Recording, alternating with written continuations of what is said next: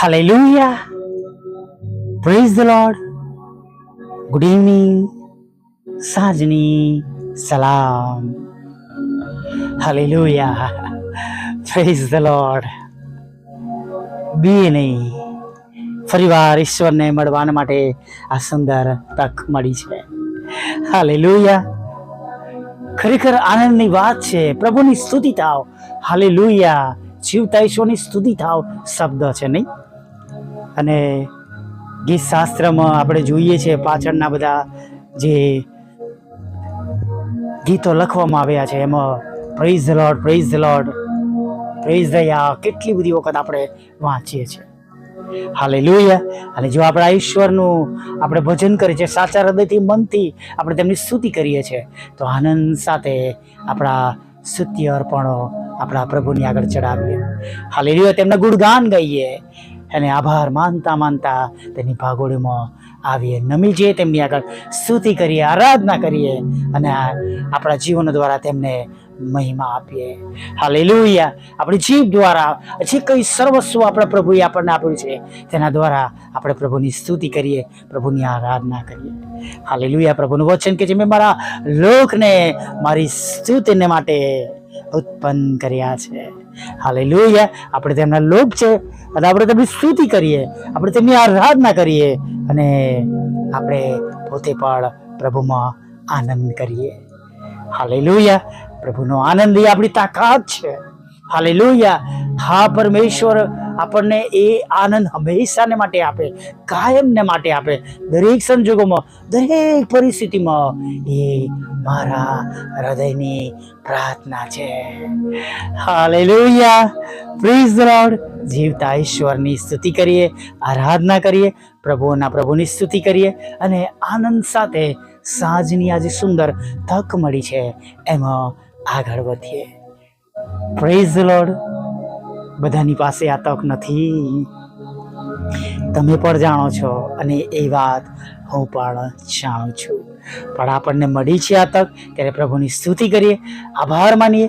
પણ જેઓ દુઃખી છે, ત્યારે હતાશ છે, નિરાશ છે, ચિંતિત છે, સ્વજનો ગુમાવ્યા છે, હોસ્પિટલોમાં છે અથવા અગમ્ય પ્રશ્નોમાં છે, તો આપણે તેઓના માટે પણ પ્રાર્થના કરીએ.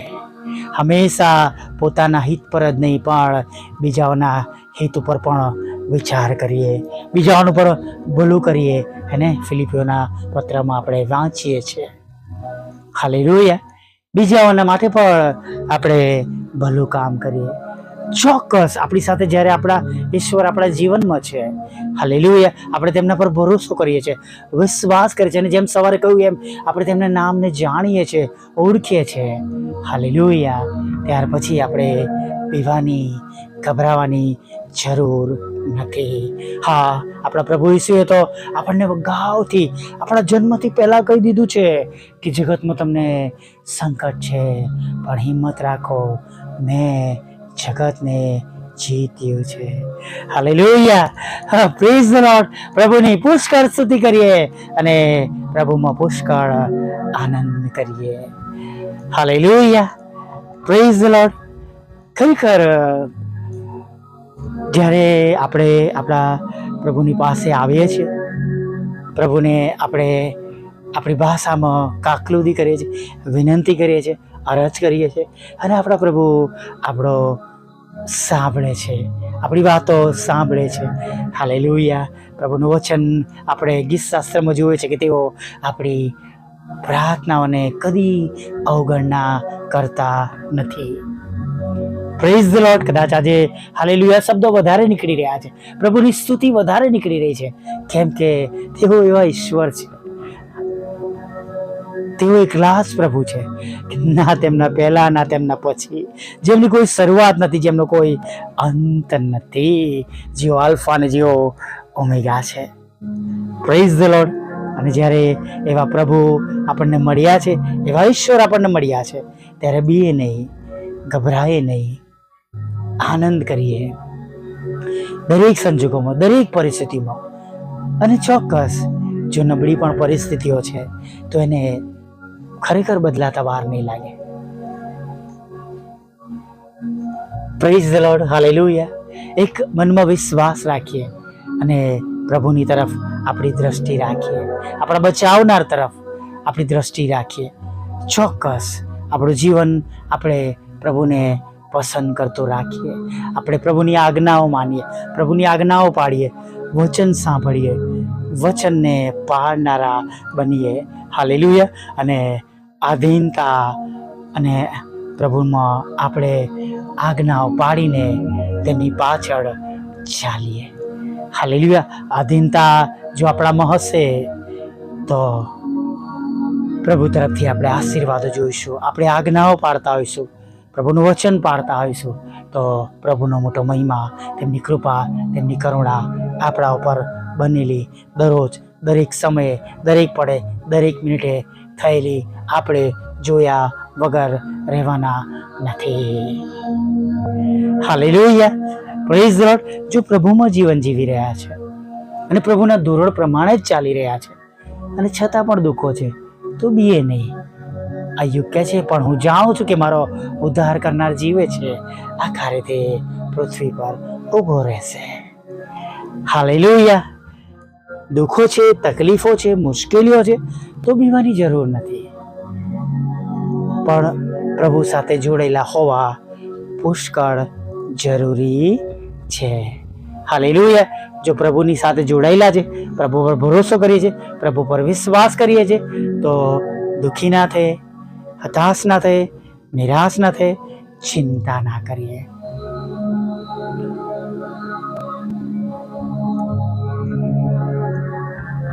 દરેક દુઃખ, દરેક મુશ્કેલીઓ જે કદાચ અત્યારે આપણા જીવનમાં છે, એને દૂર કરનાર પ્રભુ આપણી સાથે છે. તેમને આપણે ઓળખીએ છીએ, તેમને આપણે જાણીએ છીએ, અને આપણે જાણીએ છીએ કે તેઓ મનુષ્ય સ્વભાવના નથી, કે તેઓ જુઠ્ઠું બોલે અને બોલીને ફરી જાય. પણ જેમ ઇઝરાયલ પુત્રોને તે કહે છે નહીં, ઇઝરાયલ તેમની માનીતી પ્રજાને કહે છે કે તમારા પાપો જે મારીને તમારી વચ્ચે ભેદરૂપ છે. ઘણીવાર આપણે જાણે અજાણે એવી બાબતો કરીએ છીએ, કરી બેસીએ છીએ કે જેના લીધે આપણે આપણા આશીર્વાદો ખોઈ બેસીએ છીએ. સજાગ બનીએ, અલર્ટ થઈએ. આપણા પાપો, આપણા ગુનાઓ, આપણી ભૂલો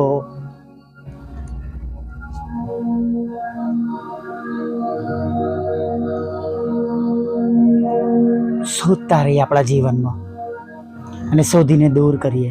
ચોક્કસ પ્રભુ પર જાણે છે, આપણે પૃથ્વી પર રહીએ છીએ, મનુષ્ય છે, આપણી ચારે તરફ બદીઓ છે, ચારે તરફ પાપ છે, ચારે તરફ એવી લલચામણી, લોભામણી બાબતો છે, ચારે તરફ પ્રલોભનના વિષયો છે, ચારે તરફ પ્રલોભનના દરવાજા ખુલ્લા છે.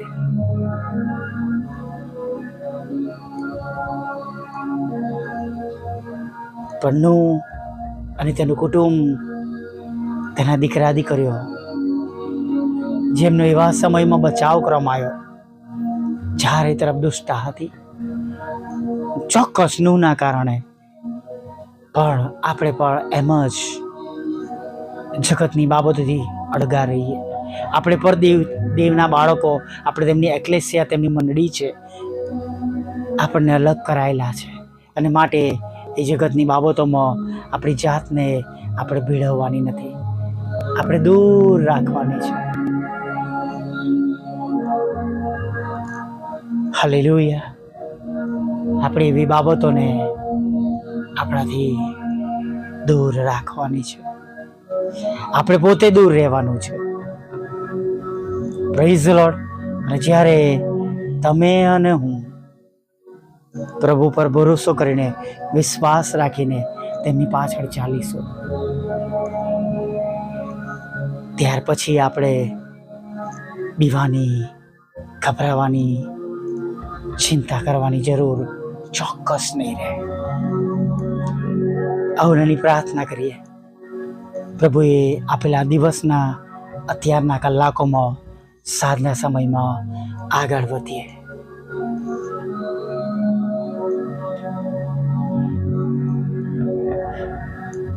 વલ્લભ પ્રભુ, અમે તમારી સ્તુતિ કરીએ છીએ.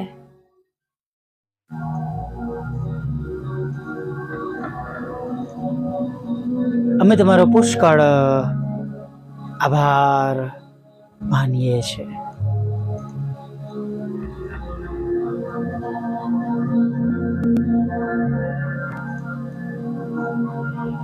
હા પ્રભુ, આભાર માનતા, સ્તુતિ કરતા, તમારી આરાધના કરતા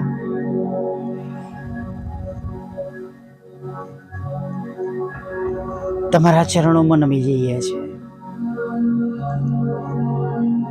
પ્રભુ, જેમ આખો દિવસ તમે અમારી સંભાળ લીધી, જેમ આખો દિવસ તમે અમારી કાળજી લીધી,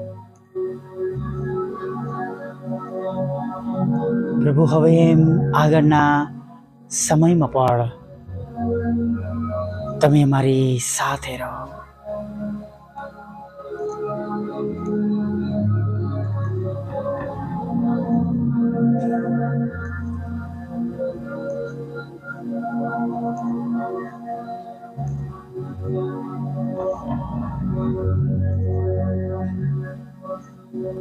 હા પ્રભુ,